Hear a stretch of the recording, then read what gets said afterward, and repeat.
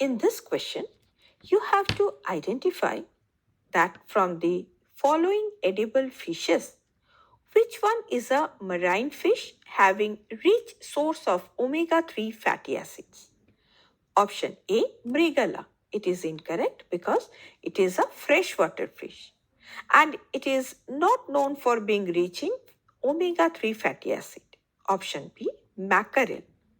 Now, mackerel is a marine fish and has excellent source of omega-3 fatty acids which are beneficial for heart and brain health. Hence, it is the correct option.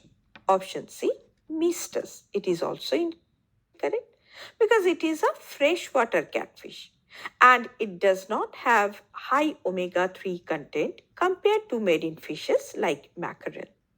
Option D, Magur.